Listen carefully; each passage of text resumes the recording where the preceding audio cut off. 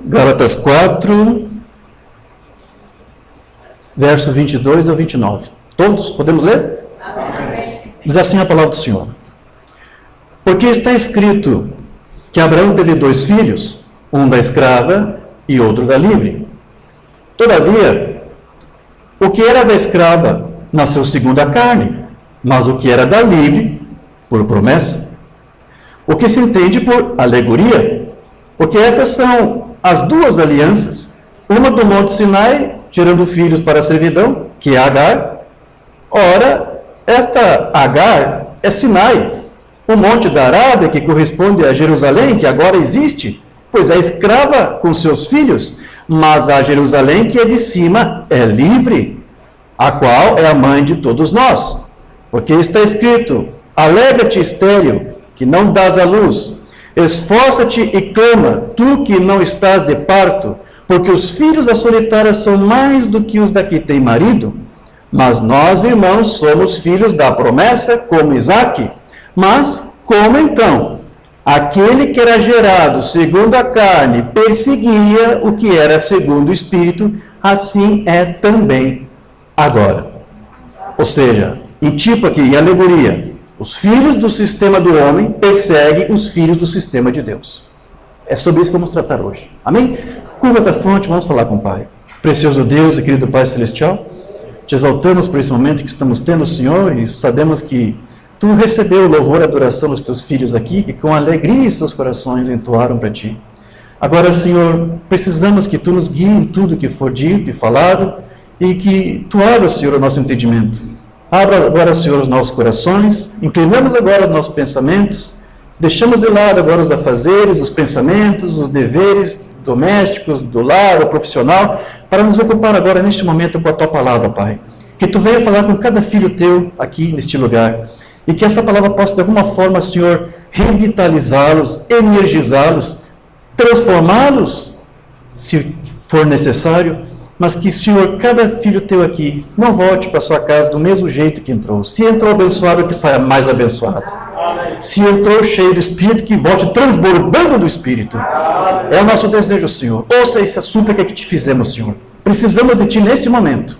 Crendo que Tu nos ajuda nisto, nós te pedimos e te agradecemos. No nome de Jesus Cristo. Amém. Sublime graça do Senhor, que infeliz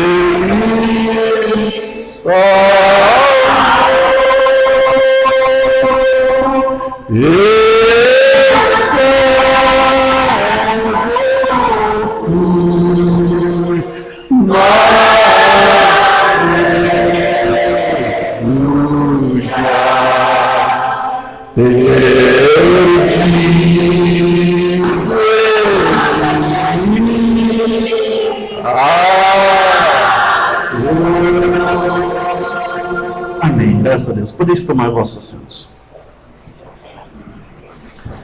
Meus preciosos irmãos, aqui o apóstolo Paulo usou uma espécie de alegoria, um quadro, uma alegoria, como ele mesmo disse, um quadro espiritual, tomando ali Ismael como exemplo, como alguém que tipifica a igreja natural, o sistema do homem, que persegue um outro sistema, como eu disse, o sistema de Deus, a igreja espiritual. Ismael ali estava perseguindo o seu irmão Isaque, e isso, para Paulo, era uma ilustração de algo que vem se confirmando, na verdade, em todas as eras. Em todas as eras você tem visto isto. Ou seja, uma igreja natural perseguindo a igreja espiritual. Foi assim no passado e é assim até os dias de hoje. E isso continua acontecendo. A igreja natural tem perseguido a igreja de Deus. A igreja natural é assim como a banda usava. A igreja natural, ela sempre tentou usurpar o lugar da verdadeira. Amém? Quem me conhece sabe que eu gosto de ler muitos sermões de Umbanda para respaldar cada coisa que eu digo. Eu me espanto quando vejo muitos ministros na mensagem que gostam de falar e não gostam de citar nenhuma escritura para provar o que dizem. Ou muito menos um sermão. Eu gosto de provar tudo o que eu falo. Por isso que eu tenho o costume de dizer que os nossos cultos são cultos de fitas, porque é o que a gente mais faz. A gente lê fita, a gente comenta a fita, e lê Bíblia e comenta a Bíblia. Então o que eu vou fazer muito aqui, que eu sempre faço, é ler aqui os sermões do Mambrano e comentarmos para ver, e eu quero que ao mesmo tempo que você me escute, examine tudo para ver se o que estou dizendo é verdade. Amém? Então o que eu vou ler aqui é o que está lá no livro das Eras, a partir da página 53. O Mambrano vai falar sobre isso, dessa rivalidade aqui entre essas duas vinhas, essas duas igrejas. Amém? O Mambrano diz aqui: há uma verdadeira igreja e há uma falsa igreja. Há uma verdadeira vinha e uma falsa vinha. Mas é claro que a falsa igreja, o corpo da falsa vinha, sempre procurará usurpar a posição da verdadeira igreja. Sempre. O corpo da verdadeira vinha. E sustentar que ela, e não os eleitos, são os verdadeiros e autênticos. A falsa procurará matar a verdadeira. Você acredita nisso? Sim. Se não for fisicamente, queridos, vai ser de outra forma, não é isso? Tentar matar a reputação, seja de um irmão, seja de você, seja do teu pastor. A falsa igreja vai fazer isto.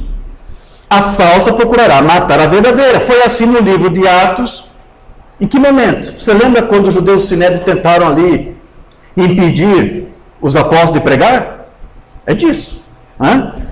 Ele vai citar. Depois também foi assim exposto nas 7 eras da igreja. Sim, ao longo das eras da igreja você vai ver que houve uma perseguição. Principalmente na era de Tiatira.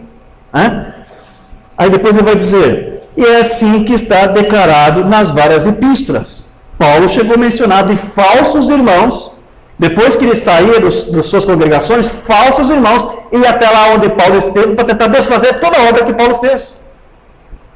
Então sempre houve uma rivalidade. Sempre quando há um servo de Deus, um ministro de Deus para trazer uma mensagem, sempre, pode estar certo disso, vai tentar, alguém vai se levantar para tentar desfazer tudo o que está sendo feito.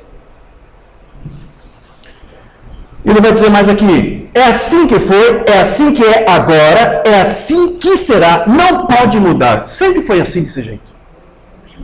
E você sabe, o que mais deixa um pouco, como é que eu vou dizer aqui, triste, sim, é saber que essa oposição aqui não vai partir lá de um grupo de pais de santos contra o tabernáculo, catolicismo, nada disso.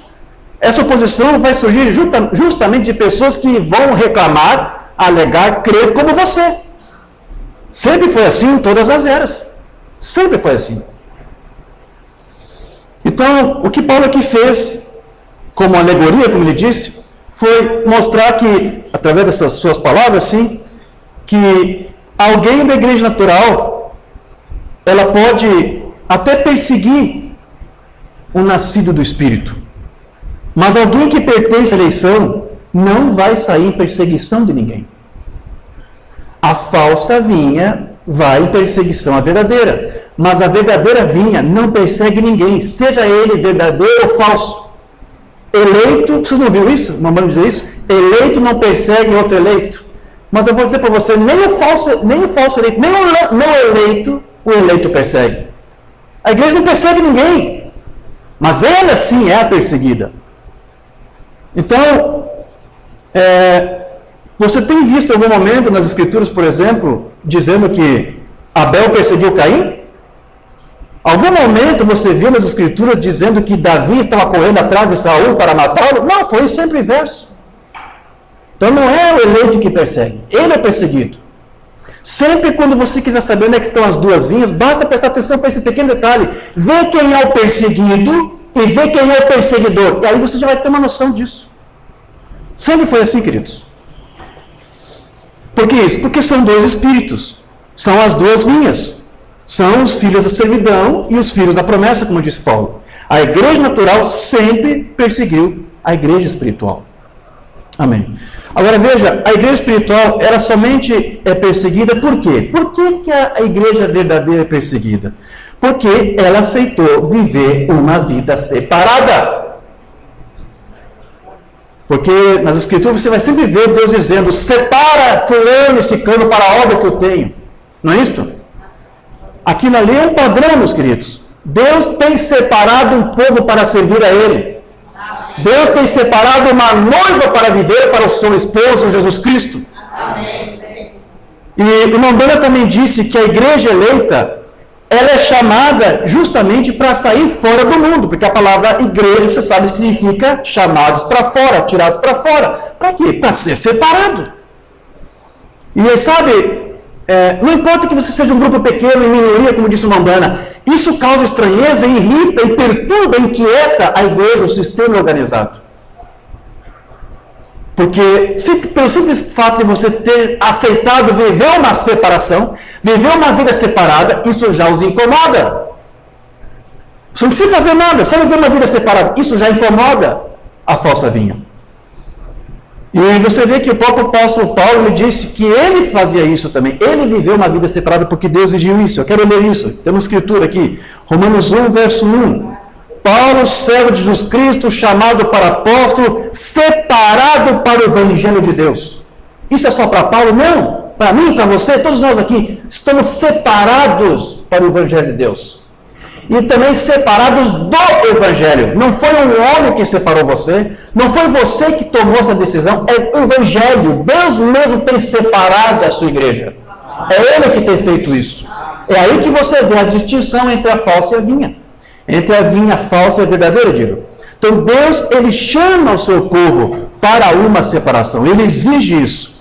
E é exatamente isso que a igreja espiritual faz. Deus quer, disse o irmão Brana, separadores. Mas os filhos de Samuel, os filhos da servidão, eles querem misturadores. Sabia disso? Mamãe usava isso, sim, esses termos. Deus quer separadores, mas o que os tabernáculos, na sua grande maioria, quer? Misturadores. Alguém que mistura alguma coisinha aqui com outra coisinha ali, que comprometa uma coisa aqui e outra ali, que abre a mão de uma pequena coisa aqui e outra ali. E embora pareça pequeno, lá no frigir dos ovos você vai ver que o estrago é enorme. E Deus não aceita isso, porque isso não é o evangelho. Mamãe disse isso na sua mensagem, A Fé Vem pelo Ouvir, de 54. A voz de Deus falou com ele e disse: Abraão, separa-te do teu povo. Não é estranho que Deus nos faz separar-nos? É Deus que nos faz separar. Hoje o mundo quer misturadores, não é mesmo? Mas Deus quer separadores. Diga isso, Deus quer separadores. Sim. O mundo diz: bem, nós não queremos aquele velho pastor, ele é um velho conservador, ele não quer deixar-nos fazer isto e aquilo outro. Nós queremos um jovem que seja um misturador. O que é isso? Alguém que sabe abrir mão de uma coisa aqui, outra coisa ali, que comprometa uma parte aqui para ter mais companheirismo, para não fazer, para não prejudicar, para não ofender ninguém, para não machucar ninguém. Né? Nós queremos misturadores. Mas Deus quer separadores. Separar-se. O Espírito Santo disse: separa-me, Paulo e Barnabé. Separa-me. Deus está separando o povo. Todos os filhos da eleição vivem uma vida separada. E Deus foi sempre quem separou o seu povo daquilo que é errado. É Deus. Ele está separando o povo agora, usou um profeta, usou uma mensagem. Deus está separando o povo com esta mensagem. Quero ler outro sermão do Londana, mensagem de Abraão, de 56. Quando Deus chamou Abraão, sendo ele de 75 anos de idade, ele disse: separa-te da tua parentela. É estranho como podemos mudar isso hoje. Deus chama para uma total separação das coisas do mundo. Sair do meio deles, diz a Bíblia. E apartai-vos do Senhor, e eu vos receberei. Então a promessa para quem separa, sim, a promessa. O que eu ganho, irmão de se me separar? Deus disse: eu te receberei. Amém. Mas o que quer dizer isso? Eu vou ouvir tuas orações. Eu vou estar contigo quando se levantarem contra você. Eu serei teu advogado. Amém. Eu abençoarei o teu lar, a tua casa. Separa-te e eu vou tomar conta do resto. Eu vou fazer isto. Põe a Deus em prova nessa questão. Separa-se. Viva uma vida separada, não se comprometa, não flerte com os outros tabernáculos da mensagem, que não entenderam nada dessa mensagem. Viva uma vida separada, faça o que o pastor Teixeira aqui ensinou vocês a fazer, e veja como Deus te recompensará. Separa-te. Não um misturador, um separador. O Espírito Santo disse: separa-me Paulo e Barnabé para a obra. Vê? Uma separação. Deus separa o seu povo, o certo do errado. Observe, agora Abraão era para se separar, para peregrinar em uma terra estranha que ele não conhecia. Não é bonito o quadro hoje? Quando Deus, pela eleição, chamou você para o seu amado, então, imediatamente Deus fala com você para separar-se da velha turma, da sala de bilhar, dos grupos de corte e costura, onde elas contam piadas e continuam uma separação. É isso que Deus quer do seu povo. Então, veja, o irmão Branham disse que não há como você separar essas duas igrejas. Essas duas sementes, essas duas vinhas, elas estão juntas. Elas estão misturadas. São duas vinhas, são duas sementes, são duas igrejas. Mas, por outro lado, o irmão Branham também disse que os filhos de Deus não podem ser abençoados se estiverem associados com os incrédulos. Se por um lado é verdade que você não tem como separar essas duas vinhas, por outro lado, o irmão Branham disse, você tem que viver uma vida separada para que Deus te abençoe. Mensagem ouvindo, recebendo e agindo sobre a palavra de Deus, 60. Agora, Abraão, novamente Abraão como exemplo. Lembre-se, enquanto eles estavam associados, a igreja natural e a igreja espiritual, eles nunca receberam a bênção. Jacó nunca foi abençoado até que ele se separou de Esaú. Abraão nunca foi abençoado até que ele se separou do Ló. Enquanto você não separar, enquanto você não tomar essa atitude, eu não vou comprometer isto que Deus me deu, Deus não pode te abençoar. Então veja, o maior problema que é enfrentado pela igreja natural, por essa vinha, é a sua rejeição à sua primogenitura. A falsa vinha rejeita a sua primogenitura. A eleição não pode fazer isso. A noiva eleita não pode rejeitar sua primogenitura. E o que significa tudo isso? Não pode prevaricar, não pode comprometer a palavra. Temos ministrado isso já faz algumas semanas. A noiva de Jesus não pode fazer isso. Então veja, uma das razões que Deus nos enviou um profeta com esse ministério de Elias nesse tempo do fim é justamente isso. Para restaurar a mesma herança da nossa primogenitura, que é a mensagem apostólica, para que nós possamos viver aqui como filhos e filhas de Deus, fortes, sólidos, firmes e vitoriosos. Deus teve que restaurar uma mensagem, Deus teve que usar um profeta com esse ministério, para nos restaurar essa primogenitura, que ao longo das eras a igreja perdeu. Agora, nesse tempo do fim, ela está recuperado isto. Você crê nisso? Amém. É a escritura que todos conhecem, mas eu vou ler, Malaquias 4. Eis que eu vos enviarei o profeta Elias antes que venha o grande e terrível dia do Senhor, e ele converterá o coração dos pais aos filhos e o coração dos filhos a seus pais, para que eu não venha e fira a terra com maldição. Em outras palavras, o que Deus disse que ia fazer aqui? Eu vou restaurar para você a tua primogenitura. Eu vou fazer você ter hoje a mesma fé que os teus primeiros pais tiveram. Este é o ministério de William Branham, nos levar de volta para a mesma fé apostólica. Então, desde que a igreja natural se organizou, ela rompeu com isto. Ela jogou fora a sua primogenitura. A noiva de Cristo não pode fazer isso. Você não troca essa palavra por um prato de lentilhas, você não pode fazer isso. Amém? Outra mensagem, combatendo ardentemente pela fé que uma vez foi dada aos santos, pregado por uma banda 53. Volte ao jardim do Éden. Nós até mesmo poderíamos ir antes disso, mas vamos tomar os dois primeiros rapazes que nasceram nessa terra, Caim, em primeiro lugar. Na verdade, ele deveria ter o direito de primogenitura, mas a perdeu exatamente como Esaú, assim como a primeira igreja da igreja mãe. Está falando da igreja de Roma quando se organizou? Sim? Como você quiser chamá-la, por todo o caminho, perdeu a primogenitura. Ela perdeu a primogenitura. A igreja de Éfeso também depois perdeu sua primogenitura. Ela possuía a revelação da palavra, as profundezas de Deus, como disse Branham, mas agora Deus então usa novamente um profeta mensageiro para restaurar para a igreja essa primogenitura novamente. Ouvindo, recebendo e agindo sobre a palavra. A igreja natural e a igreja sobrenatural. É um outro termo que ele usou aqui. Nós somos a igreja sobrenatural. Nós cremos no sobrenatural e o sobrenatural se manifesta por meio de você. Você crê nisso? A igreja natural e a sobrenatural. Veja, a palavra faz a diferença. Isso que pensava Jacó, e não importa o que aconteça, sei que nunca poderei ser abençoado, a menos que eu tome posse do direito de primogenitura. É dessa primogenitura que eu vou ter que tomar posse. Agora, isso aqui é uma figura da igreja espiritual, você está entendendo, sim? É isso que o Mavana aqui está querendo dizer. A igreja espiritual, ela toma posse da sua primogenitura e não sacrifica por nada. Ela vai viver uma vida separada, como Deus quer, e não vai comprometer essa palavra.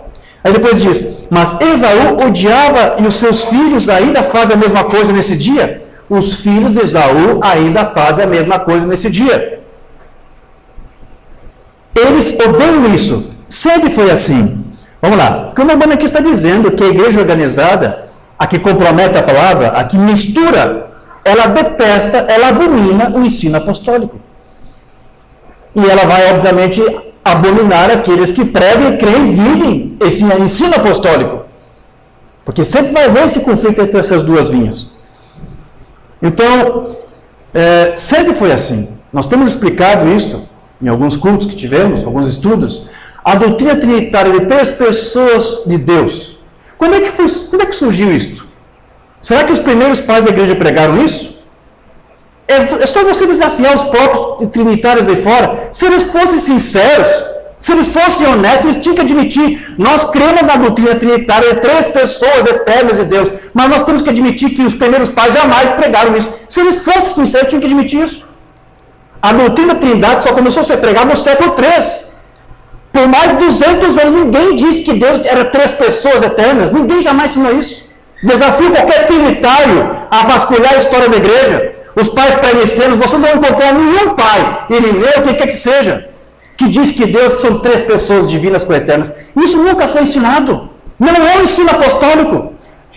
Ah, mas e o ensino do só Jesus, que Jesus é o próprio Deus? Eles sempre ensinaram, sim, os primeiros pais sempre ensinaram. Também não. Temos mostrado isso pela história. O primeiro unicista, o primeiro só Jesus da história da igreja foi um homem chamado Noeto. Ele foi o primeiro a dizer que Jesus era o próprio Deus. E que ano foi isso? No ano 185, quase 200 anos depois da igreja estar instituída. Por quase 200 anos, ninguém ousou dizer que Jesus era a própria pessoa de Deus. Qualquer unicista que for sincero e honesto terá que chegar a essa conclusão. Até o próprio irmão Perry Green devia ter admitido e reconhecido isso. Porque está lá no site dele, Tabernáculo Tucson, ele colocou lá arquivos para os seus seguidores estudarem, arquivos sobre a deidade. Há um arquivo que está lá no site do irmão Green, um arquivo de um estudo denominacional unicista, explicando como é que foi o desenvolvimento do unicismo no mundo, na história da igreja. Por que ele foi divulgar isso lá para os seus seguidores? Porque isso demonstra que ele era unicista, e ele pensava que isso era ensino apostólico. E não! Por 200 anos ninguém ensinou que Jesus era o próprio Deus. Os primeiros pais sempre ensinaram que Deus era o único Deus verdadeiro e que esse único Deus verdadeiro tinha um filho, que não era esse único Deus, nem uma segunda pessoa desse Deus, era simplesmente o Filho unigênito de Deus, por meio de quem Deus se revelou, se manifestou. Se esse povo fosse sincero e honesto, eles tinham que admitir, olha, realmente, nós estamos crendo em uma doutrina que os primeiros pais não ensinaram.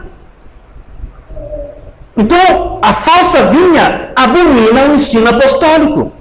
Ah, irmão Jorge, você está deixando de fora a doutrina dualista de 2 deuses. Por que você está deixando de fora? Não estou deixando de fora. A doutrina dualista surgiu depois dessas duas. Primeiro foi a doutrina unicista, depois surgiu os trinitários para combater os unicistas, e depois surgiu os dualistas para combater os outros 2. Os dualistas foram os últimos que surgiram, mas tudo na mesma era, a era de Esmirna. Já explicamos isso. É só você procurar aí no site, no canal do YouTube lá, a Sinagoga de Satanás, onde explicamos isso. A doutrina dualista é tão falsa quanto as outras, que tentam fazer de Jesus um pequeno Deus, um Deus menor, que Deus havia criado. Jesus, para os dualistas, para os arminianistas, era um Deus criado, um pequeno Deus criado. Isso também nunca foi ensinado pelos primeiros pais. Eles nunca disseram que Jesus era a primeira criação perfeita de Deus. Ele foi um filho gerado por Deus, mas não era a primeira criatura como eles ensinaram.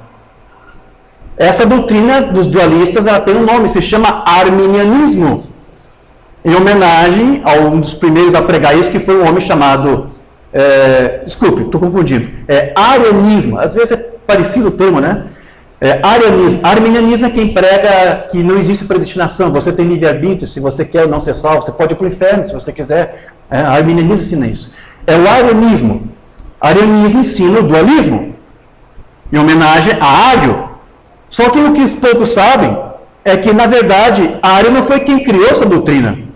Quem criou essa doutrina de que Jesus era uma outra pessoa de Deus, um Deus menor, um filho criado, quem criou essa doutrina herética foi um homem chamado Luciano.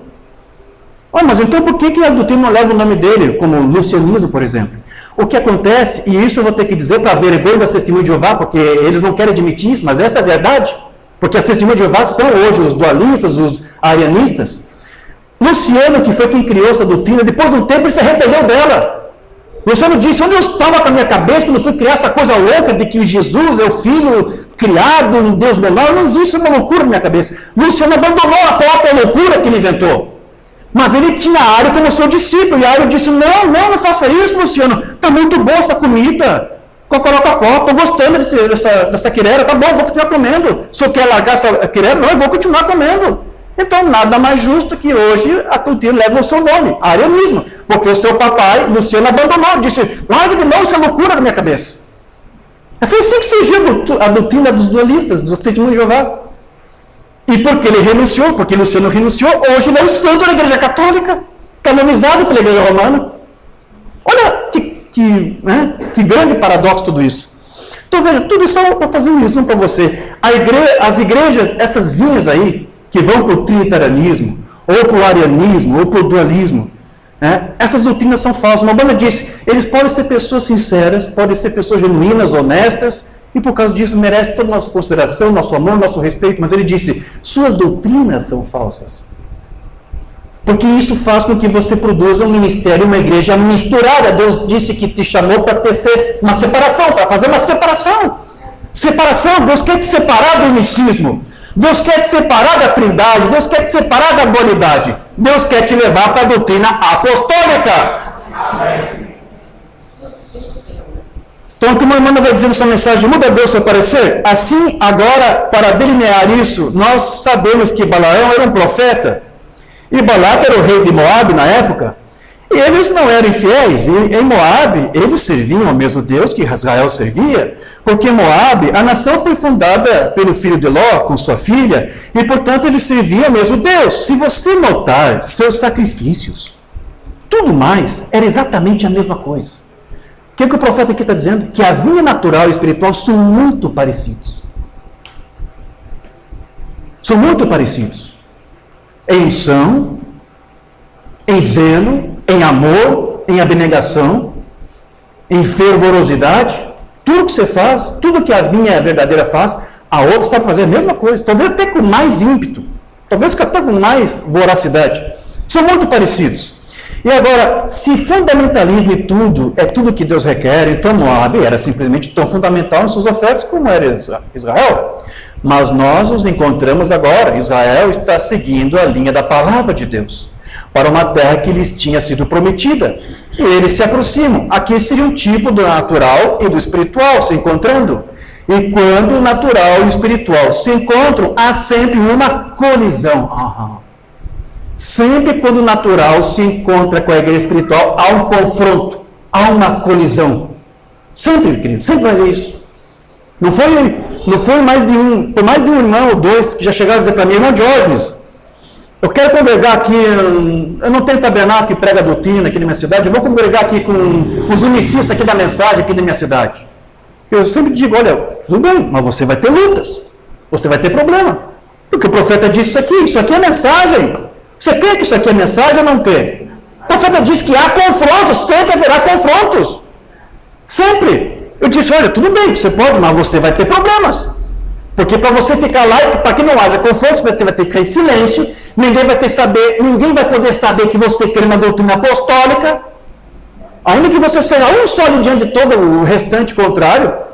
É o que eu tenho dito aqui. Isso provoca a ira, isso provoca ciúmes. Mabana disse isso. Você vai ter problemas. 2 irmãos chegaram a me dizer isso. E eles tiveram problemas. O ministro começou a fazer mensagens para contrariar, dar indireta de púlpito. Você não vai ter paz. Sempre vai haver esse confronto aqui. Sempre vai haver isto. Porque elas colidem frontalmente uma contra o outro. Agora veja, não é a igreja espiritual que fica indignada e que tenta confrontar. Eu já expliquei isso, não é? É a natural que persegue e confronta a espiritual. Não é o contrário. O espiritual, o eleito, não vai em busca de perseguir quem quer que seja ele eleito ou não eleito. O eleito não persegue ninguém, mas ele é perseguido. Israel aqui seria, eu quero representá-lo como uma igreja espiritual. E Moab é a igreja natural, apenas a igreja, o que nós chamamos de igreja natural. E todos nós temos certeza de que há uma igreja e de que há uma noiva saindo dessa igreja. Aham. Sim, são boas pessoas, tanto é que dentre eles tem que ter eleitos. A prova disso é que você está aqui. A maioria de vocês, eu creio que assim como eu, também saiu de uma denominação, eu vim de uma denominação pentecostal lá da Quadrangular. Levou um tempo, mas a mensagem chegou lá e me tirou de lá. Se você veio de uma denominação, é porque Deus fez a mesma coisa com você. É o que o profeta disse. A noiva sai da igreja organizada. Para que isso? Para viver uma vida separada. Chega de mistura. Quando eu comecei a estudar a mensagem na denominação, eu comecei a entender a Bíblia.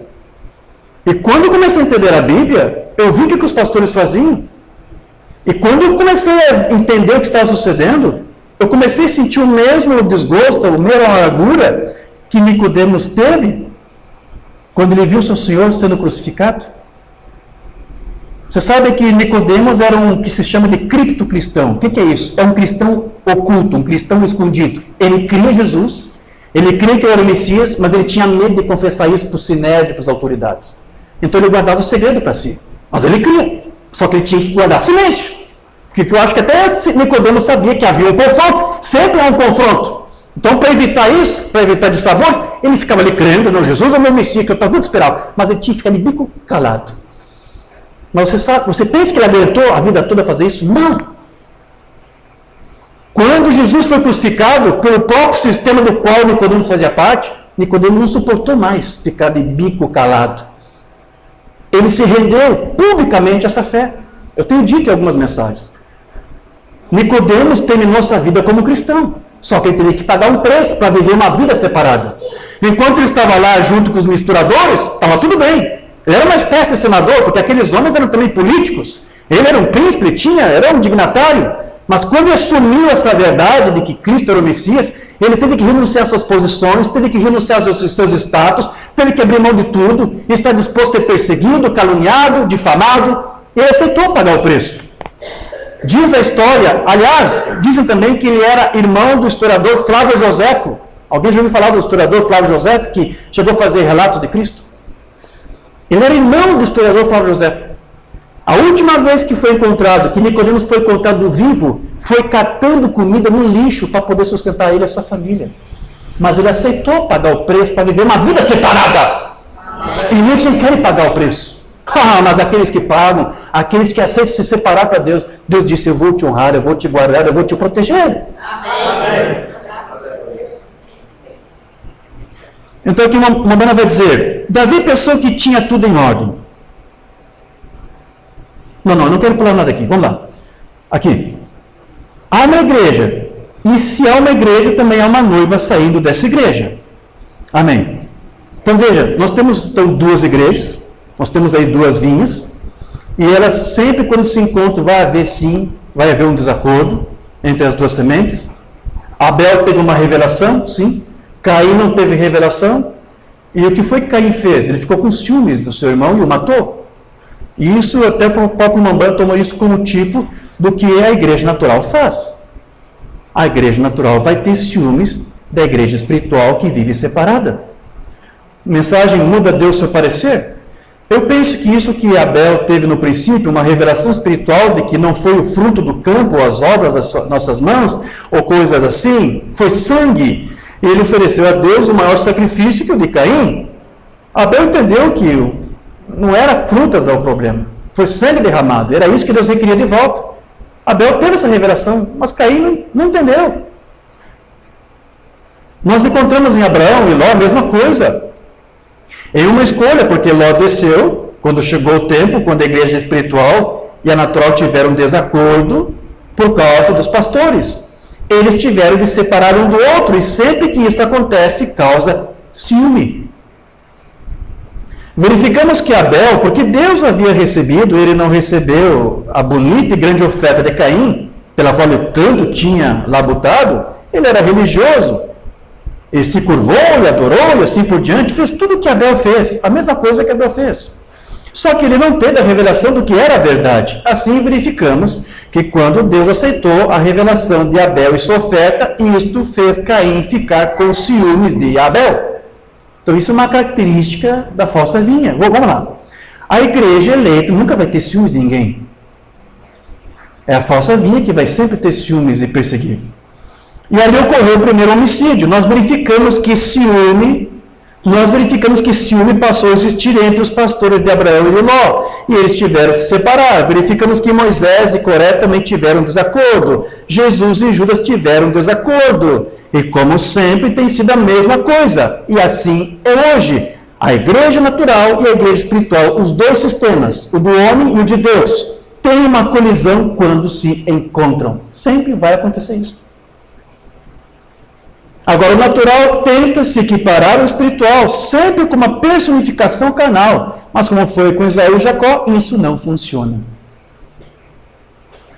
Então, a igreja natural, ela pode ter até a mesma unção genuína de Deus, para tentar, com isso, buscar uma vindicação por seu falso ensino, para sua própria doutrina, sua falsa doutrina. Contudo, elas continuarão sendo falsas do mesmo jeito. Eles podem ter sinais, eles podem ter cura divina, eles podem ter foto com cor de fogo aparecendo nelas, e eles usam isso para reivindicar os seus falsos ensinos. É porque são muito parecidos com muita coisa, são muito parecidos com a verdadeira. Mas onde é que está a diferença? É o Espírito, é o ensino, é a palavra. Tentando fazer um serviço para Deus, Davi pensou que tinha tudo em ordem, ele estava inspirado, está vendo como o Espírito Santo pode ungir um homem, mas tem de estar na ordem da unção. Você pode ter unção e estar fora de ordem. Você pode ter uma unção e estar fora da palavra. É isso que o profeta aqui está dizendo. O Espírito exterior pode estar ungindo com o Espírito Santo. Ou seja, pode ungir a carne do homem, da irmã, do crente, do pastor. E a alma tão escura quanto o piche. Tão escura quanto o piche. O joio cresce por meio da mesma água que edifica, leva a vida para dentro do trigo, leva a vida para dentro do joio, mas no fundo do joio é a vida do joio que está ali. Ele está se regozijando e florescendo, e tem vida, e fazendo tudo o que o trigo faz, ou seja, tem seus avivamentos, como eu disse, tem seus templos bonitos, tem seus grandes tabernáculos, mas a alma dele é joio, está vendo? Falsos mestres podem surgir, ensinando todo tipo de trinitarianismo e tudo mais, ou seja, todo tipo de doutrina errada, e ser ungidos com o Espírito Santo. Seu ensino pode ser errado, pode estar pervertido, pode ser um ensino misturado, mas a unção que está sobre eles pode ser uma unção genuína, e vai ter cura divina ali, vai ter dons, vai ter línguas, vai ter profecia, vai ter interpretação. Mas, aqui o Mamãe vai dizer, são ungidos com o Espírito e podem realizar tantos milagres quanto pode a verdadeira igreja. Eles ensinam todo tipo de tiranismo e tudo mais, e ser ungidos com o Espírito Santo e realizar tantos milagres quanto pode a igreja verdadeira. Mas pela palavra aqui, isso é o que faz o que aconteça. Está vendo o que eu quero dizer? Ou seja, a palavra é que faz a diferença. Então nós vemos que a razão dessa colisão é porque um tenta fazer ou ter a mesma coisa que o outro possui, ou que o outro tem.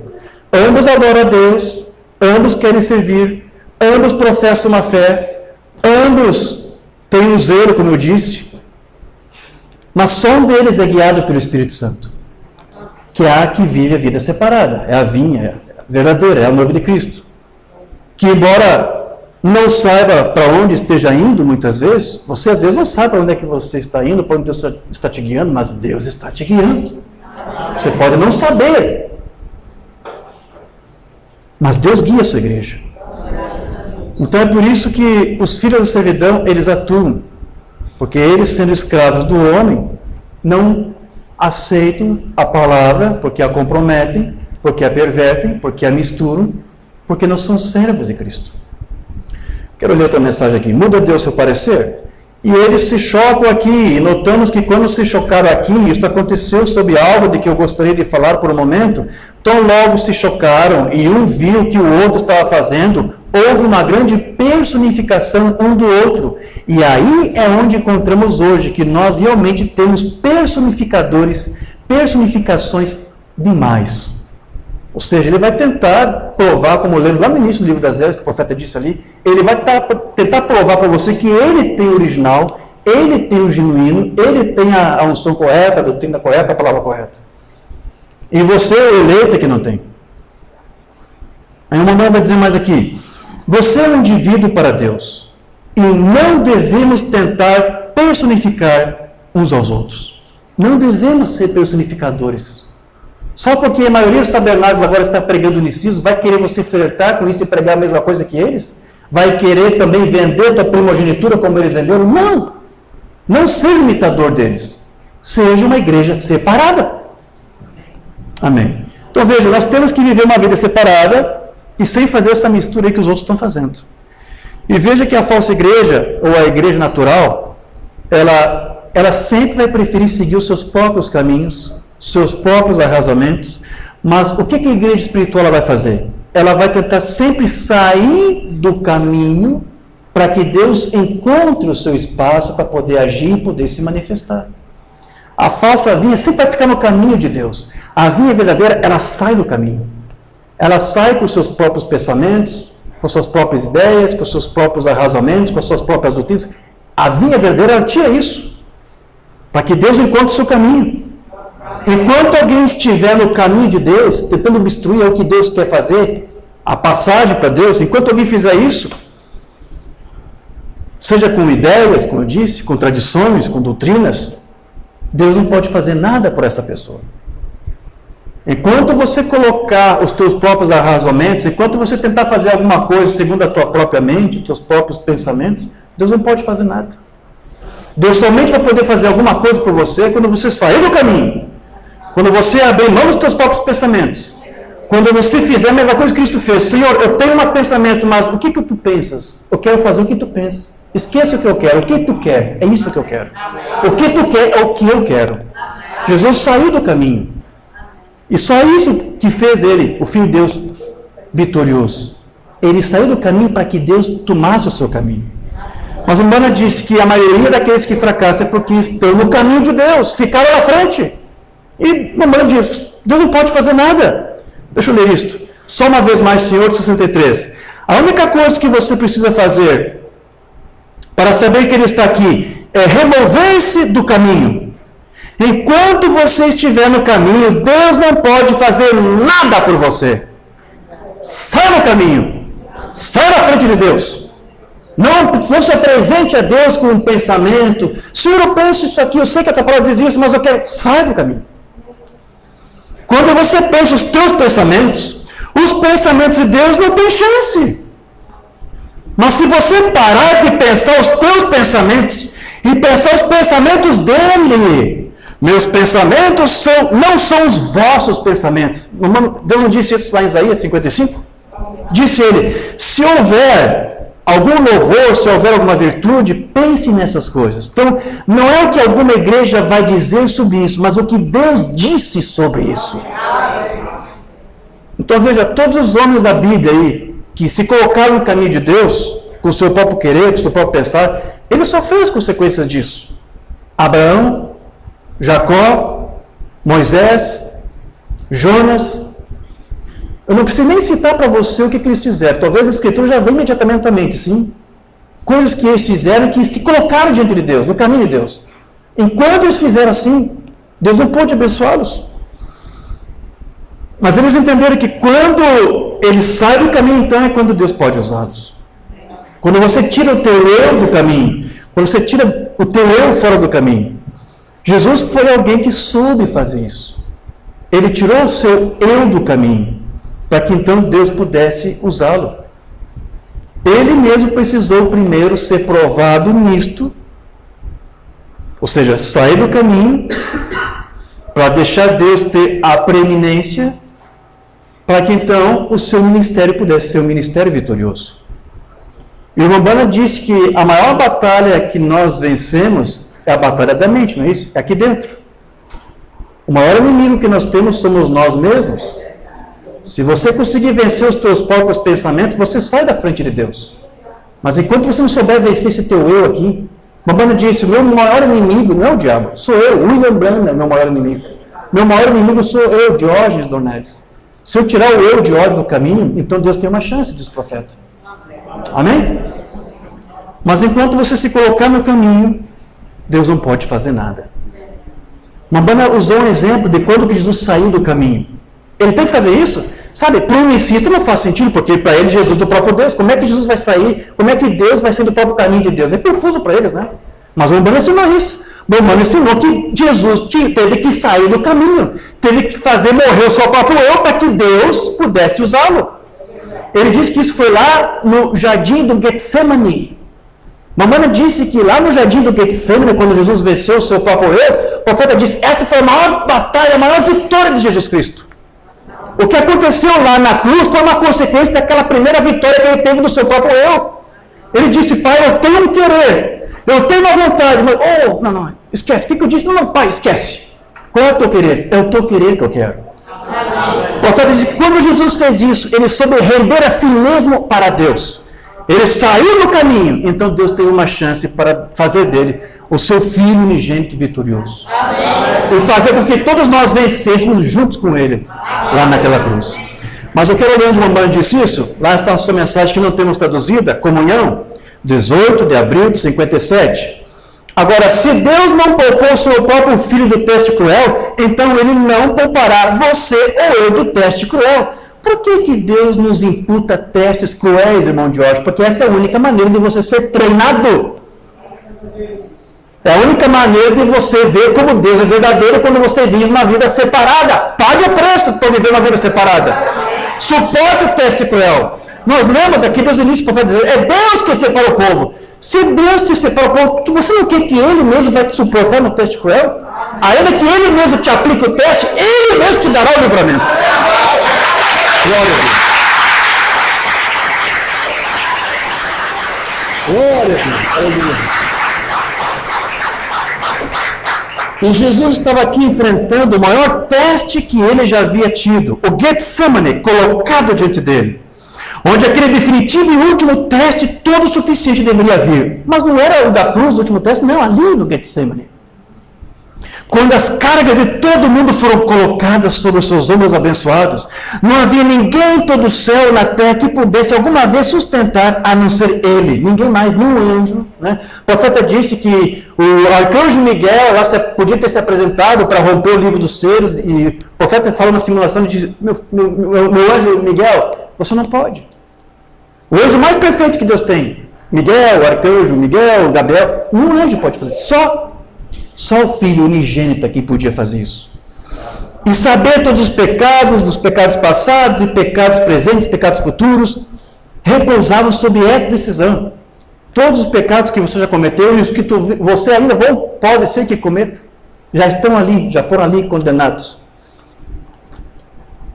justificados. Todos os pecados repousavam sobre essa decisão. E foi uma das maiores vitórias que Cristo já ganhou, ou provou a sua messianidade, que foi quando ele disse a Deus, não a minha vontade, mas a tua seja feita. Essa foi a maior vitória que ele já tinha ganhado. Essa foi a maior vitória. Ele venceu o eu dele. Ele tirou Jesus do caminho, o homem Jesus do caminho. Todos os demônios de tormento estavam ao redor para tentar lhe provar, e quando nós acertamos com Deus, quando nossos corações se tornam puros e o Espírito Santo tem assumido o seu lugar em nosso coração, essa é a coisa mais gloriosa de ter testes. A Bíblia nos diz que os nossos testes e provações são mais preciosos para nós do que a prata e o ouro do mundo, então devemos ser gratos. Sim. Você sabe, eu sempre tenho dito isso, você nunca mais é o mesmo depois de um teste, de uma prova, como o meu profeta disse. Você nunca mais é o mesmo. Por que Deus aplica testes cruéis? Porque Ele quer que você cresça, Deus quer que você progrida, Deus quer que você avance. É o meio dele treinar você. Mas o fato é que você nunca será o mesmo. Agora, nós não estamos preparados para esses testes. Nós não estamos preparados. Mas Deus aplica. Para quê? Justamente para te preparar. Para te treinar. Mas como eu tenho dito, você nunca mais é o mesmo depois de um teste. Quando os testes vierem, eles não querem saber se você está pronto para enfrentar eles, para superar eles ou não. Eles vão vir de qualquer jeito. Esteja você pronto ou não, preparado ou não. Eles vão vir. Mas se você tem guardado a tua vida nessa palavra, se você tem mantido uma vida separada, nesses testes cruéis, Deus vai fazer você superar e vencer tudo isso. Como eu disse, você nunca mais é o mesmo depois de uma prova. Ou você se diminui como gente, ou você cresce com isto. Então as provas servem como uma oportunidade. Há alguns que são vencidos quando elas vêm. E elas se tornam cada vez menores e menores e menores. E é exatamente o inverso. Deus não te vê testes para você ficar lá mais e mais baixo e vencido. Não, a palavra diz que Deus quer te ver por cabeça, não por cauda. Os testes são para você te fazer um filho melhor, mais robusto, mais forte. É para isso que servem os testes. É para fazer você ser mais sólido, mais firme em suas convicções. Amém. Então veja, Jesus ele venceu a si mesmo, porque ele tinha uma vida rendida ao Pai, saindo do caminho para fazer não a sua própria vontade, mas a vontade de Deus. Jesus deixou que os seus pensamentos fossem os de seu Pai. E é assim que a igreja espiritual faz para vencer. Ela sai da frente e deixa Deus assumir o lugar, deixa Deus tomar conta das suas mentes e dos seus próprios pensamentos. É isso que a noiva de Cristo faz. Amém? Quero ler uma mensagem do profeta falar disso. Chuva temporou e serôdia. Jesus era o Filho de Deus. Quem crê nisso, que Jesus é o Filho de Deus? Amém? Nós cremos. Como estamos falando hoje, ele era o Filho de Deus, tanto quanto ele era um homem. Sim, ele era um homem, mas era o Filho de Deus. Amanhã vamos tratar um pouquinho sobre isso na Escola Bíblica Dominical. Vamos falar sobre o Deus-Homem. O ensino de uma banda. Jesus era um Deus-Homem. Ele era Deus, porque Deus estava nele, mas ele era um homem. Não era o segundo Deus. Amanhã vamos falar sobre isso. Então, ele era o Filho de Deus, tanto que ele era um homem, aos 30 anos. Não temos nenhum registro dele fazendo qualquer coisa até que ele tivesse 30 anos de idade. Por que isso? Porque ele não era o Deus-Homem, ele era apenas homem. Mas quando Deus entrou no Filho, aí passou a ser Deus-Homem. Enquanto ele não era Deus-Homem, ele não fez nada. É isso que o Mambana aqui está dizendo. Não temos registro de um milagre que Cristo fez, de uma palavra que ele ensinou. Não temos. Porque ele disse, eu não tenho uma doutrina, a doutrina do meu Pai que me enviou. Quando levantares o Filho do Homem, sabereis quem eu sou e de que nada faço ou de que nada falo por mim mesmo, mas falo ou faço como o Pai me enviou.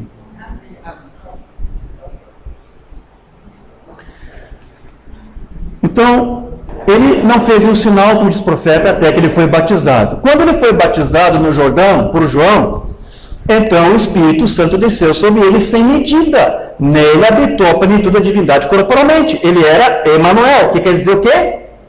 Deus conosco. Deus estava nele, por isso que ele era agora Deus homem. Amém? Porque Deus, por que Deus estava nele? Porque veja, o importante você saber disso é para você saber como é que Deus pode estar em você. Você vai ter que fazer a mesma coisa que Cristo fez. Ele foi o nosso exemplo, ele foi o nosso modelo. A palavra diz, Paulo diz que Deus nos chamou para sermos como o nosso irmão mais velho, para ele ser como primogênito entre muitos irmãos. Então aqui ele diz, por que Deus estava nele? Porque ele não havia nascido em pecado e porque ele tinha uma maneira de render-se a si mesmo a Deus. Ele não era Deus. Senão como é que ele poderia render a si mesmo? Ele se rendeu para Deus. Jesus soube, o que o Mambana aqui está querendo dizer com isso? Jesus soube morrer para si mesmo. E para o unicista isso não faz sentido nenhum. Mas Jesus fez isso, o Mambana diz, Jesus fez isso. Jesus, o Filho de Deus, soube morrer para si mesmo, para os seus próprios pensamentos. Nós acabamos de ver, essa foi a maior vitória que ele teve, não foi? Ele soube morrer para si mesmo, para que Deus pudesse viver nele. Se o Filho não pudesse dar isso como exemplo, como é que eu e você poderíamos fazer isso? A igreja hoje só pode viver uma vida separada porque o Cristo viveu uma vida separada. Nós somente podemos nos render a Deus para que Deus vive em nós, porque o Filho primogênito nos deu exemplo, ele morreu para si mesmo e se rendeu a si mesmo para Deus, para que Deus vivesse nele. Se ele não pudesse fazer isso, como que nós faríamos? Mas ele fez. Você também pode fazer. Nele habitou tudo de Deus. Agora você e eu poderíamos ter mais de Deus do que temos se apenas nos rendêssemos a nós mesmos, a Ele, tanto quanto pudéssemos, o tanto quanto Bill Branham, ou seja, o tanto quanto eu possa sair do caminho, Deus entrará nele. Mas enquanto William Branham está lá dentro, então Deus não tem maneira de entrar. É o mesmo com você. É hora de sairmos do caminho e não olharmos as coisas como nós queremos olhar. Não fazemos da maneira como nós pensamos, mas deixando que Ele faça os nossos pensamentos. Deixe-o fazer o nosso olhar, ouvindo o Espírito Santo. Amém. Graças a Deus. Então veja, o Bíblia nos diz que muitas vezes nossas bênçãos elas são impedidas. E são impedidas por nós mesmos. Nós mesmos podemos impedir as bênçãos de Deus por nós. Pois se nos colocamos no caminho diante de Deus. Muitas vezes nós somos os responsáveis por interromper o fluxo das bênçãos de Deus sobre as nossas vidas. Nós ficamos no seu caminho. Mas basta você se entregar para Deus, se render para Deus como o seu filho fez, e deixar Deus agir e assumir o seu próprio caminho, da sua própria maneira, e o fluxo do Espírito vai fluir livremente, abundantemente. Amém? Mensagem expectativa de 54, não temos traduzida. Agora, há somente uma coisa que nos impedirá de sermos abençoados então, que é nós mesmos. Nós mesmos é o que nos impede de nós nos abençoarmos, ou de sermos abençoados. Se simplesmente ficarmos no caminho de Deus, Ele não pode. Isso sufocou o fluxo, não é mesmo? Contorna a água para outro lugar. Então, vamos simplesmente sair do caminho e nos esvaziar e dizer, Senhor Jesus, apenas entre e assuma o controle. Então, veja o que acontece. Esvazie-se de si mesmo. Esvazie os seus próprios pensamentos. E veja o que acontece, diz o irmão Branham. Então, simplesmente, nós teremos infinitamente mais do que poderíamos fazer ou pensar. Sim, Senhor. E Deus nos dará. Amém. Amém.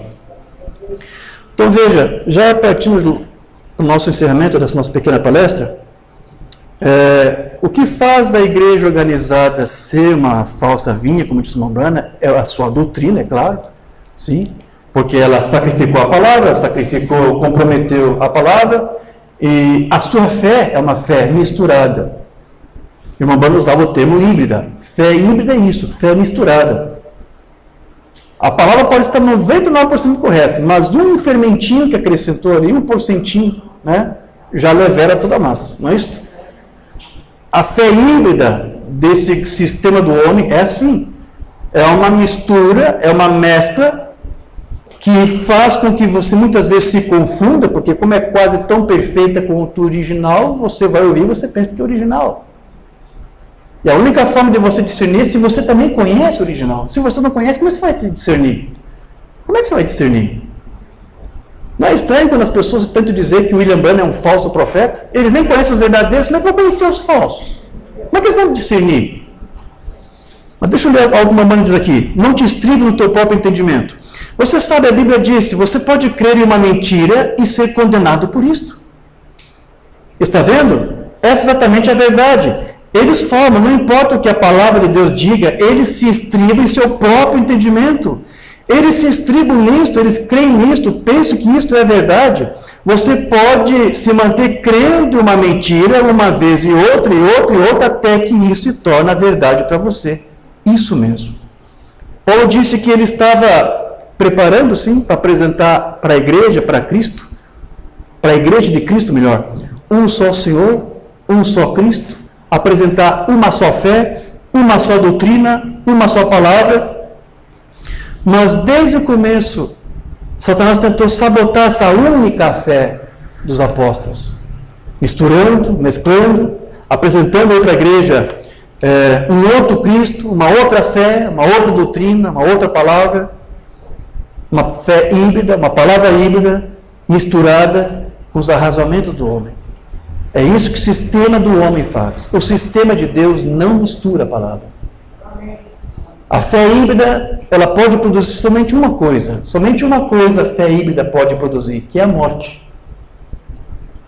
Não há morte no sistema organizado. Eles não podem produzir filhos de Deus, somente pode produzir filhos para o sistema. Representantes do sistema, seja ele qual seja. O irmão Branham disse que os nomes que eles usam para se intitular são nomes blasfêmicos, não foi isso que ele disse? É só o que eles podem produzir. Então eles podem fazer isso. Eles podem produzir muitos membros, podem produzir muitas igrejas bonitas, tabernáculos. Eles podem ter grandes popularidades. Mas se alguma coisa é feita baseado não somente no que a palavra de Deus diz, mas em alguma outra coisa que é pregada do homem, que vem num programa do homem, isso vai resultar no que, meus queridos? Em engano, em confusão. E isso, diz Lombana, não é a árvore da vida, é a árvore da ciência do bem e do mal, que gera morte. Condenação por representação, como eu sempre tenho dito, se comer maçãs fizesse com que as mulheres percebessem que estavam nuas, é melhor que passasse a maçãs novamente. Porque a hora, eu não digo isso para ser grosseiro, mas eu estou dizendo isso para chegar a um ponto que é verdade, não eram maçãs. Não vamos chegar a esse ridículo. Não foi nenhuma macieira, mas vamos levar isso para uma outra árvore, para que possamos trazer isso para cumprir com o nosso texto. Tomemos a árvore da fé, que Eva tomou daquela árvore proibida de incredulidade. Então podemos fazer o texto sair. Foi a fé. Ela não acreditou na palavra de Deus. Deus disse que uma certa coisa acontecerá. Ela deveria ter deixado isso sozinho. Ela deveria ter crido da maneira como Deus o disse. Mas não, Satanás se aproximou com sua teologia e ela misturou isso e deu isso para Deus. E isso causou uma fé híbrida. Isso é o que a igreja tem hoje, a chamada igreja, uma fé híbrida. A esmagadora maioria, é isso que eles têm. Por que isso? Porque são o quê? Misturadores, não foi isso que nós já aprendemos? Está misturada com medos, com dúvidas, agitações. Se fosse fé genuína, ela não mudaria. Quando Deus dissesse alguma coisa, seria assim, mas veja, ela misturou isso, tomou o que Deus disse, o que Satanás disse, e misturou junto tudo e disse, aqui está. É assim que muitas pessoas fazem hoje. Veja, eles tomam o que a Bíblia diz e o que o homem diz, e fazem uma mistura. Né? E diz, cria uma fé híbrida. Toma o que a Bíblia diz e o que o homem diz, cria uma fé híbrida. E quando eles criam, eles trazem de volta. Ou cria uma igreja bonita, com certeza, mas não há vida nela. A morte é uma fé híbrida. Mamãe aqui diz, uma fé híbrida, condenada por Deus, sem benefício, fique longe disso. É má, ela traz dúvidas. Talvez eu vá até lá e seja curado. Talvez o Senhor me cure. Isso é fé híbrida.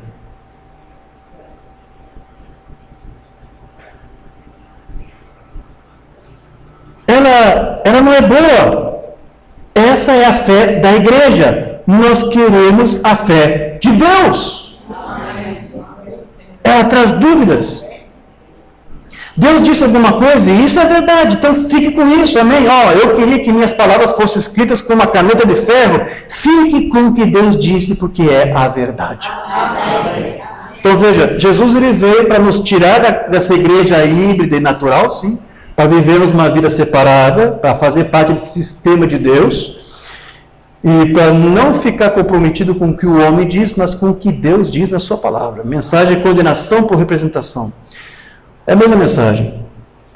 Deus, se as pessoas simplesmente pudessem ver isso, se eu pudesse simplesmente socar isso nas pessoas, Jesus morreu para que ele pudesse tirar as pessoas dessas coisas da igreja híbrida, para que ele pudesse afastar as suas mentes e a fé para longe do que o homem disse e de volta ao que Deus disse. Não há uma fé híbrida. Amém, é verdade.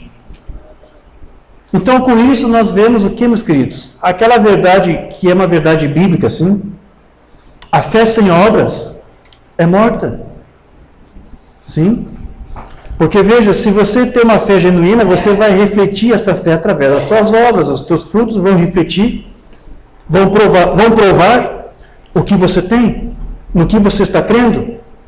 Eu quero ler aqui. El Shaddai. Nós verificamos que Abraão não obedeceu a Deus de uma só vez. Ele preparou e teve fé na promessa, mas veja, ainda podemos ter fé na promessa e depois não obedecer. E ainda isso nos atrapalhará.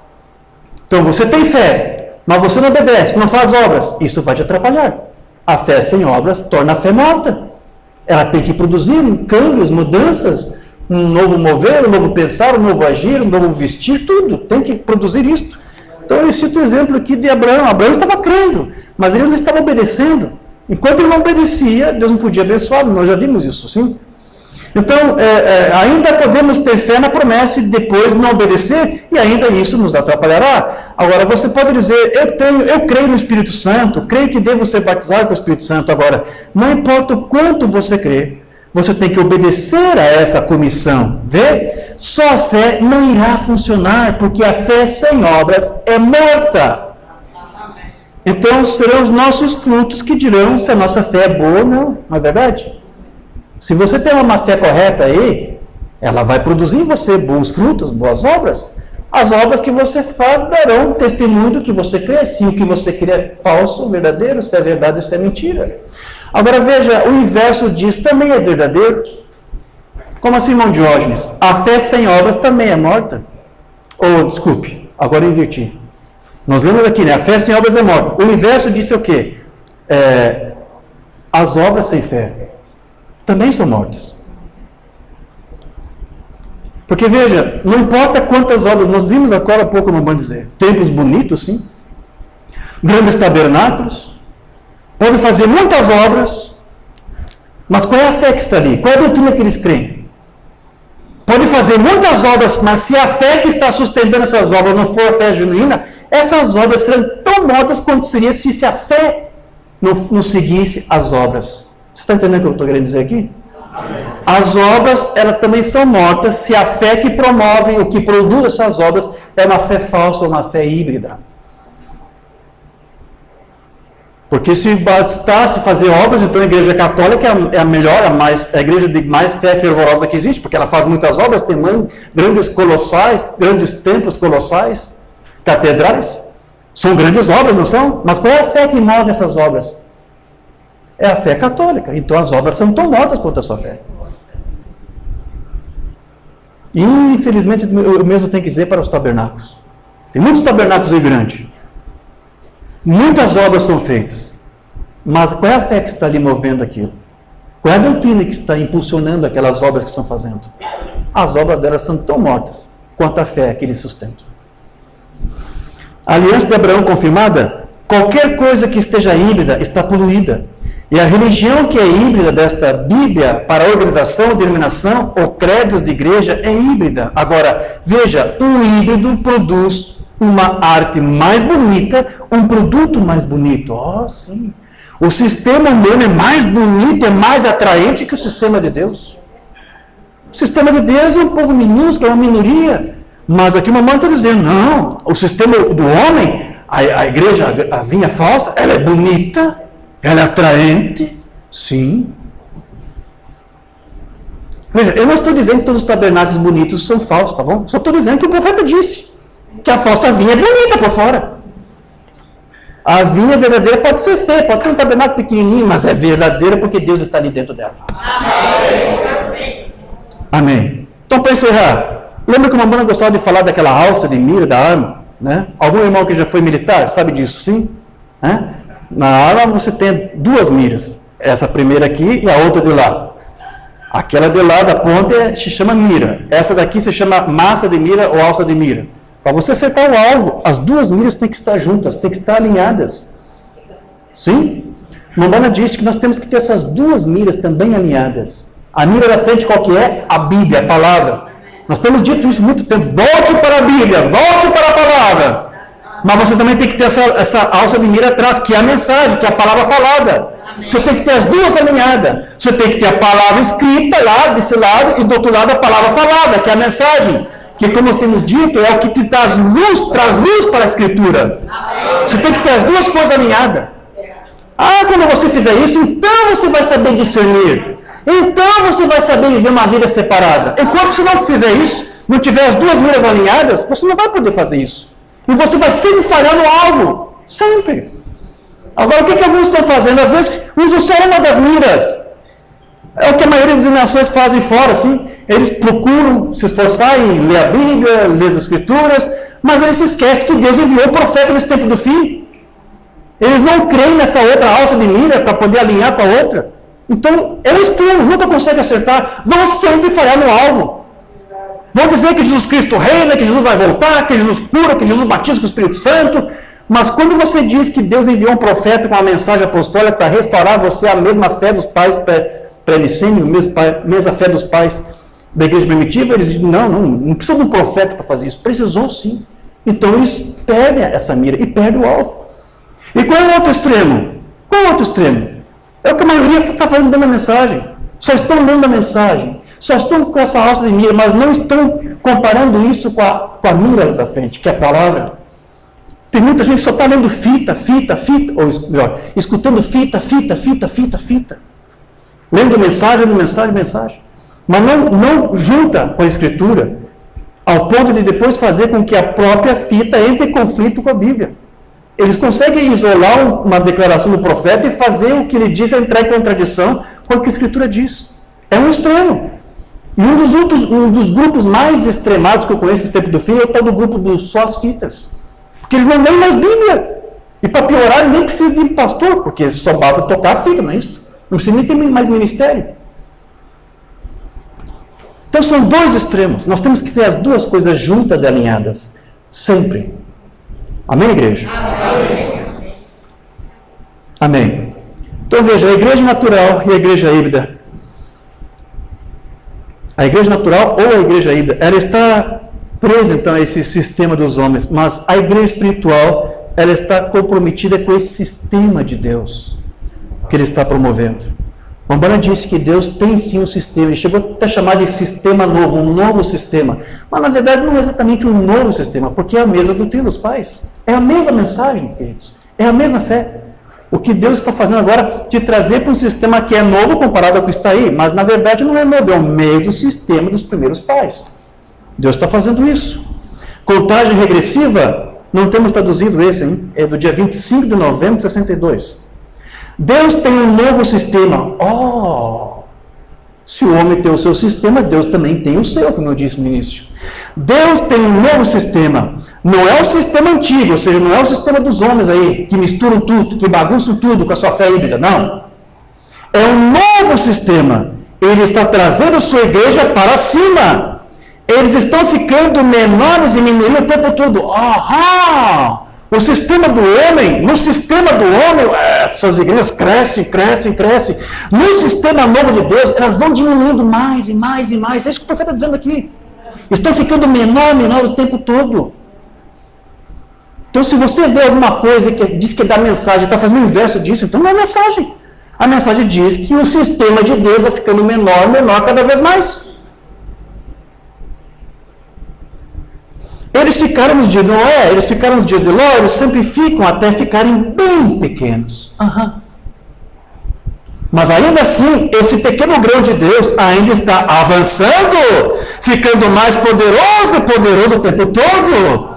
A verdadeira igreja de Deus vivo está quilômetros à frente do que estava antes, ou comparado aos sistemas do homem. Nós vemos isso, nós sabemos disso, é a verdade, mas eu não me refiro à organização. Amém, meus queridos? É isso que Deus está fazendo agora, fazendo jus ao título da igreja, quer dizer, chamados para fora. Deus está chamando um povo para se unir a esse sistema que ele está formando. É um novo sistema dos profetas, mas como eu disse, é o mesmo sistema da igreja primitiva, para fazer você ter a mesma confissão que eles tiveram. Eu disse, a igreja natural abomina essa fé apostólica desse sistema de Deus. Mas se você é da semente eleita, você vai amar isso aqui. Você vai dar amém para essa palavra. Amém? Amém? Que Deus te abençoe e que Deus te guarde. No nome de Jesus Cristo. Amém. Enquanto eu uno aqui a igreja uma palavra de oração, os irmãos preparam mais um hino, por favor, para nós entoarmos. Feche os olhos, vamos falar com o Pai. Precioso Deus, querido Pai Celestial, Te damos graças, Senhor, por tudo isso que ouvimos, o que o teu profeta nos falou, nos instruiu. Como é maravilhoso tudo isso, saber que tu tens separado um povo nesse sistema teu, Senhor, um novo sistema, para confessar a tua palavra límpida, genuína, limpa, pura, sem fermento, sem levedura. Obrigado, Senhor, por nos dar ainda a oportunidade de estarmos aqui para fazer isto. Porque sabemos que haverá um tempo em que isso nos será proibido, Senhor. Estamos vendo isso, um pequeno gesto, muito pobre, mas estamos vendo isso na forma de situações que é criada no mundo, ao ponto de autoridades impedir o teu povo de se reunir para te louvar, para te adorar. Isso é apenas um pequeno gesto, Senhor, de outras coisas que virão. Porque sabemos que haverá um tempo em que a tua igreja será tolhida e proibida de fazer isto. Mas enquanto nos é dada a tua liberdade para fazer isso, Senhor, aqui estaremos, para ouvir a tua palavra e confessar a tua palavra. Que tu venhas, Senhor, fundamentar mais e mais aqui os teus filhos que têm se firmado aqui nesta palavra. Que tu venhas fundamentá-los nessa palavra, que tu venhas alimentá-los mais e mais com o teu Santo Espírito. Que tu venhas, Senhor, confirmar e dar a eles a vitória para suportar o teste cruel. Que eles possam sair daqui como bons filhos treinados. Pode ser que o inimigo tente criar situações para nos esmorecer, para nos entristecer, mas, Senhor, nos ajude para tirar lições de tudo isso. E para que possamos ser filhos melhores depois de tudo isso, Senhor. Nós não nos importamos de passar por tantos testes cruéis que seja necessário nós passarmos, desde que Tu esteja conosco em cada um deles. Esteja com a Tua igreja aqui, Senhor, em Cariacica, com todos os Teus filhos que estão nos ouvindo agora. Esteja conosco, ó Pai. Nós te pedimos, esteja com a Tua igreja. Que enquanto ela está aqui, sabemos, é Tu mesmo que está separando o Teu povo para viver a Tua palavra. E nós sabemos que é uma bênção prometida para aqueles que fazem isso. Então, nosso Senhor, nós aceitamos esse preço. E nós pagamos esse preço. Aceitamos o vitupério. Aceitamos todo o opróbrio para viver e confessar a Tua palavra. Amém. Graças a Deus. Glória a Deus.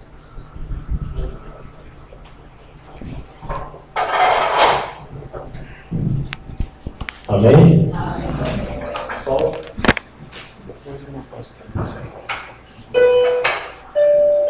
402